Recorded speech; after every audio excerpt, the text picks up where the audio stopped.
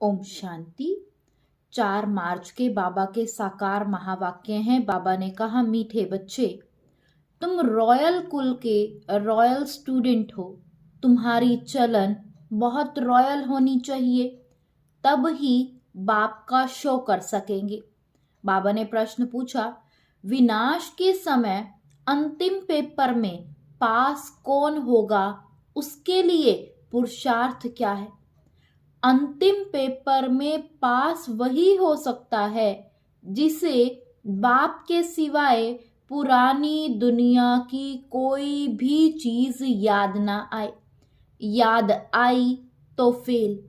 इसके लिए बेहद की सारी दुनिया से ममत्व निकल जाए, भाई भाई की पक्की अवस्था हो, देह अभिमान टूटा हुआ हो। ओम शांति। बच्चों को सदैव यह नशा रहना चाहिए कि हम कितने रॉयल स्टूडेंट हैं, बेहद का मालिक हमको पढ़ा रहे हैं। तुम कितने उच्च कुल के रॉयल स्टूडेंट हो, तो रॉयल स्टूडेंट की चलन भी रॉयल चाहिए, तब ही बाप का शो करेंगे। तुम विश्व में शांति स्थापन करने के लिए निमित्त बने हुए हो। श्रीमत पर तुमको शांति की प्राइज मिलती है, वह भी एक जन्म के लिए नहीं, जन्म जन्मांतर के लिए मिलती है। बच्चे बाप का शुक्रिया क्या मानेंगे? बाप आपे ही आकर हाथ में बहिष्ट देते हैं। बच्चों को पता था कि क्या बाप यह आकर के देंगे। अब बाप कहते हैं, मीठे बच्चे, मुझे याद करो। याद के लिए क्यों कहते हैं? क्योंकि इस याद से ही विकर्म विनाश होने हैं। बेहद के बाप की पहचान मिली और निश्चय हुआ। तकलीफ की तो कोई बात नहीं। भक्ति मार्ग में बाबा बाबा करते रहते हैं, जरूर बाप से कुछ वर्षा मिलेगा। तुम्हें पुरुषार्थ की मार्जिन भी है। जितना श्रीमत पर पुरुषार्थ करेंगे उतना उच्च पद मिलेगा। बाप, टीचर, सतगुरु तीनों की श्रीमत मिलती है, उस मत पर चलना है। रहना भी अपने घर में है, मत पर चलने में ही विघ्न पड़ते हैं। माया का पहला विघ्न है ही देह अभिमान। बाप कहते हैं, अपने को आत्मा समझो, फिर क्यों नहीं श्रीमत को मानते हो? बच्चे कहते हैं, हम कोशिश तो करते हैं परंतु माया करने नहीं देती। बच्चे समझते हैं, पढ़ाई में खास पुरुषार्थ जरूर चाहिए। जो अच्छे बच्चे हैं उनको फॉलो करना चाहिए। सभी यही पुरुषार्थ करते हैं कि हम बाप से उच्च वर्षा ले लें।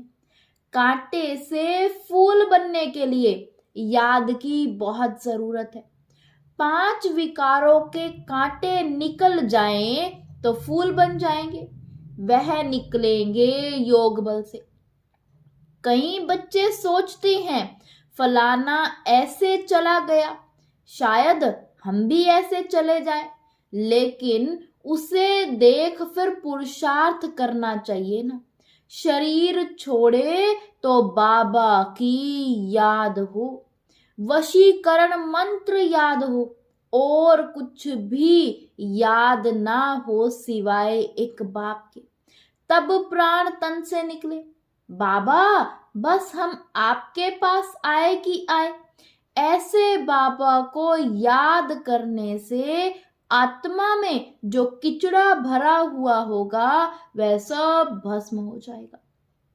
आत्मा में तो शरीर में भी कहेंगे, जन्म जन्मांतर का किचड़ा है, वह सारा जलना है। जब तुम्हारा किचड़ा सारा जल जाए तब दुनिया भी साफ हो जाए। दुनिया में सारा किचड़ा निकलना है तुम्हारे लिए।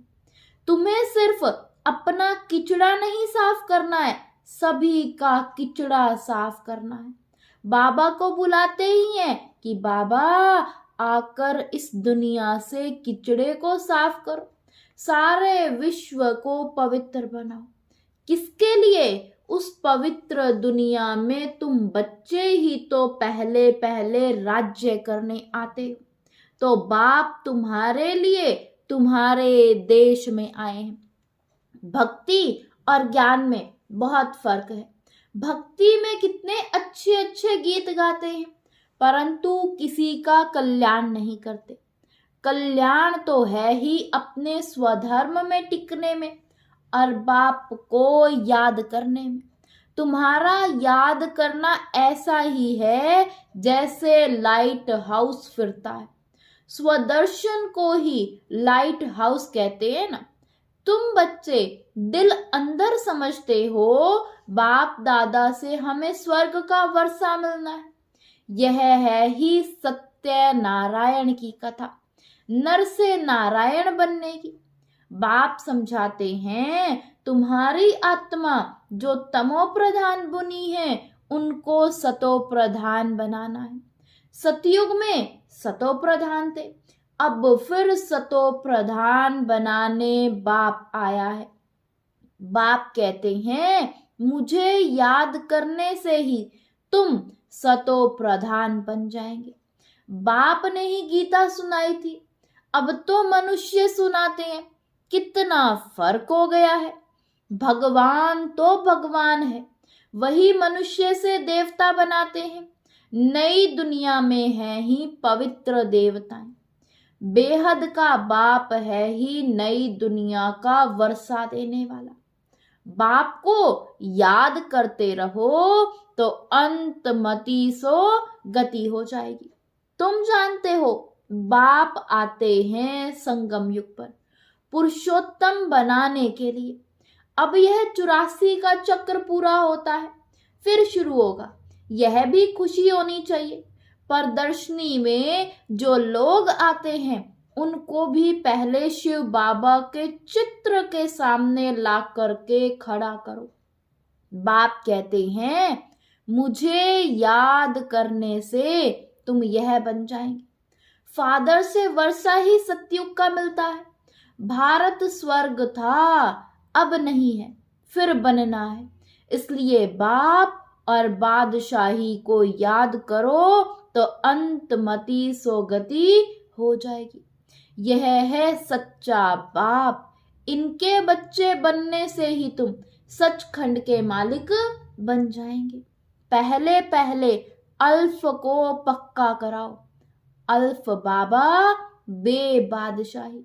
बाप को याद करो तो याद से ही विकर्म विनाश होंगे और तुम स्वर्ग में चले जाएंगे।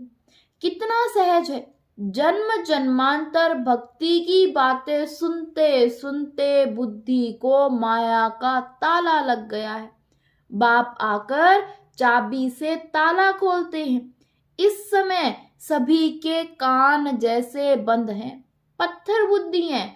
तुम लिखते भी हो शिव बाबा याद है, स्वर्ग का वर्षा याद है। बादशाही याद करने से मुख मीठा होगा ना। बाप कहते हैं मैं तुम बच्चों का कितना उपकार करता हूं, तुम तो अपकार ही करते आए हो। वह भी ड्रामा में नूंद है, किसी का दोष नहीं।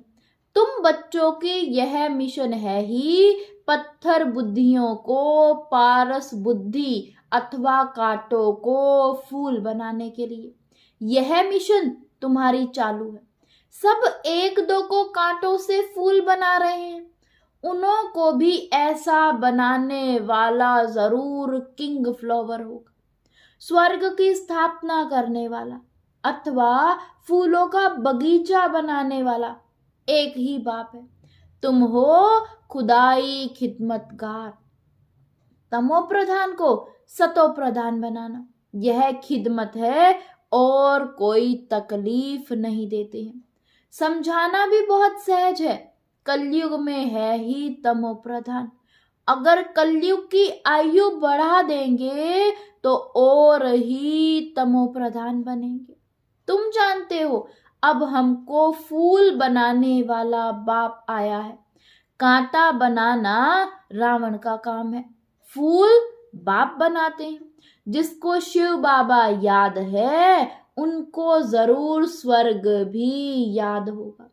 प्रभात फेरी जब निकालते हो तो उसमें भी दिखाओ कि हम प्रजापिता ब्रह्मा कुमार कुमारियां भारत पर इन लक्ष्मी नारायण का राज्य स्थापन कर रहे हैं।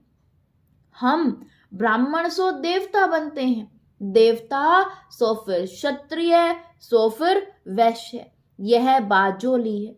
किसी को समझाना तो बहुत सहज है। हम ब्राह्मण हैं, ब्राह्मणों की चोटी होती है। तुम भी समझते हो हमने 84 का चक्र पूरा किया। बच्चों को कितनी अच्छी नॉलेज मिलती है, और सब है भक्ति ज्ञान एक बाप ही सुनाते हैं। सर्व का सदगति दाता एक बाप ही है।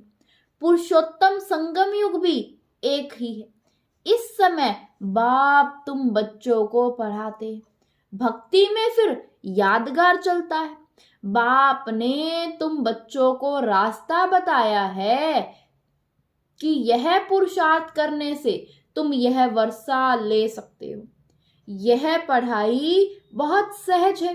नर से नारायण बनने की पढ़ाई है। कथा कहना तो रॉन्ग है, क्योंकि कथा में एम ऑब्जेक्ट नहीं होती है। पढ़ाई में एम ऑब्जेक्ट है। कौन पढ़ाते हैं? ज्ञान सागर। बाप कहते हैं मैं आकर तुम्हारी रत्नों से झोली भरता हूं। बेहद के बाप से तुम प्रश्न क्या पूछेंगे? इस समय सब हैं पत्थर बुद्धि, रावण को ही नहीं जानते। तुमको अब अकल मिलता है पूछने के लिए। मनुष्य से पूछो आखिर रावण है कौन? कब से इनका जन्म हुआ? कब से जलाते हो? कहेंगे अनादि से। तुम अनेक प्रकार से प्रश्न पूछ सकते हो। वह भी समय आएगा तो पूछेंगे, कोई रेस्पॉन्स कर नहीं सकेंगे। तुम्हारी आत्मा याद की यात्रा में तत्पर हो जाएगी। अब अपने से पूछो, हम सतो प्रधान बने हैं। दिल गवाही देती है, अभी कर्मातीत अवस्था तो हुई नहीं है, होनी है। इस समय तुम बहुत थोड़े हो, इसलिए तुम्हारी कोई सुनते नहीं है, और तुम्हारी बात ही न्यारी है। पहले पहले तो बताओ, बाप संगम युग पर आते हैं। एक एक बात जब समझे तब आगे बढ़ाओ। बहुत धैर्य से प्यार से समझाना है कि तुमको दो बाप है, लौकिक और पारलौकिक। पारलौकिक बाप से बेहद का वर्षा तब मिलता है जब सतो प्रधान बनते हो। बाप याद पड़े तो खुशी का पारा चढ़े। तुम बच्चों में बहुत गुण भर जाते हैं। तुम बच्चों को बाप आकर क्वालिफिकेशन सिखलाते हैं, हेल्थ वेल्थ भी देते हैं, गुण भी सुधारते हैं, एजुकेशन भी देते हैं, जेल की सजाओं से भी छुड़ाते हैं। तुम बहुत अच्छी रीति मिनिस्टर आदि को भी समझा सकते हो। समझाना ऐसा चाहिए जो उनको पानी पानी कर देना चाहिए। तुम्हारा ज्ञान बहुत मीठा है। प्रेम से बैठकर सुनो तो प्रेम के आंसू आ जाए। हमेशा इस दृष्टि से देखो कि हम भाई को रास्ता बताते हैं। बोलो, हम श्रीमत पर रावण की सच्ची सेवा, राम की सच्ची सेवा कर रहे हैं। भारत की सेवा में ही पैसे लगाते हैं। बाबा कहते हैं दिल्ली में सेवा का घेराव डालो, विस्तार करो, परंतु अभी तक किसी को घायल किया नहीं है। घायल करने में योग बल चाहिए। योग बल से तुम विश्व के मालिक बनते हो। साथ साथ ज्ञान भी है। योग से ही तुम किसी को कशिश भी कर सकेंगे। अभी बच्चे भाषण भल अच्छा करते हैं, परंतु योग की कशिश कम है। मुख्य बात है योग की। तुम बच्चे योग से अपने को पवित्र बनाते हो, तो योग बल बहुत चाहिए, उसकी बहुत कमी है। अंदर खुशी में नाचना चाहिए, यह खुशी का डांस है। इस ज्ञान योग से तुम्हारे अंदर डांस होती है। बाप की याद में रहते रहते तुम अशरीरी बन जाते हो। ज्ञान से अशरीरी होना है, इसमें गुम होने की तो कोई बात ही नहीं है। बुद्धि में ज्ञान चाहिए। अब घर जाना है, फिर राजाई में आएंगे। बाप ने विनाश और स्थापना का साक्षात्कार भी कराया है। यह दुनिया सारी जली पड़ी है, हम नई दुनिया के लायक बन रहे हैं। अब घर जाना है, इसलिए शरीर में भी कोई ममत्व नहीं रखना है। इस शरीर से, इस दुनिया से उपराम रहना चाहिए। सिर्फ अपने घर को और राजधानी को याद करना है। कोई भी चीज में आसक्ति नहीं हो। विनाश भी कड़ा होने वाला है। जब विनाश होने लगेगा तुमको खुशी होगी, बस हम ट्रांसफर हुए की हुए। पुरानी दुनिया की कोई भी चीज याद आई तो फेल। बच्चों के पास कुछ है नहीं तो क्या याद आएगा? बेहद की सारी दुनिया से ममत्व मिट जाए, इसमें मेहनत है। भाई भाई की पक्की अवस्था भी तब रह सकती है जब देह अभिमान टूट जाए। देह अभिमान में आने से कुछ ना कुछ घाटा पड़ता है। देही अभिमानी होने से घाटा नहीं पड़ेगा। हम भाई को पढ़ाते हैं, भाई से बात करते हैं, यह पक्की टेव पड़ जाए, अर्थात आदत पड़ जाए। अगर स्कॉलरशिप लेनी है तो इतना पुरुषार्थ करना है। जब समझाते हो तब भी याद रहे कि हम सब भाई भाई हैं। सब आत्माएं एक बाप के बच्चे हैं। सब भाइयों का बाप के वर्षे पर हक है। बहन का भी भान न आए, इसको कहा जाता है आत्म अभिमान। आत्मा को यह शरीर मिला हुआ है, उसमें किसी का नाम मेल का तो किसी का फीमेल का पड़ा है। इनसे परे बाकी आत्मा है। सोचना चाहिए, बाबा जो रास्ता बताते हैं वह बरोबर ठीक है। यहाँ बच्चे आते ही हैं यह प्रैक्टिस करने। ट्रेन में किसी को बैच पर समझा सकते हो। बैठकर एक दो से पूछो तुमको कितने बाप हैं, फिर उत्तर दो। यह है दूसरे का ध्यान खिंचवाने की युक्ति। फिर तुमको 2 बाप हैं, हमको तो 3 है। इस अलौकिक बाप द्वारा हमको वर्षा मिलता है। तुम्हारे पास फर्स्ट क्लास चीज है। कोई कहे इससे क्या फायदा है, बोलो हमारा फर्ज है अंधों की लाठी बन रास्ता दिखाना। जैसे नन्स सर्विस करती हैं तुम भी करो। तुमको बहुत प्रजा बनानी है, उच्च पद पाने के लिए पुरुषार्थ करना है। तुम सबको चढ़ती कला का रास्ता बताते हो। एक बाप को याद करते रहो तो भी बहुत खुशी होगी और विकर्म भी विनाश होंगे। बाप से वर्षा लेना बहुत सहज है, परंतु बहुत बच्चे गफलत करते हैं।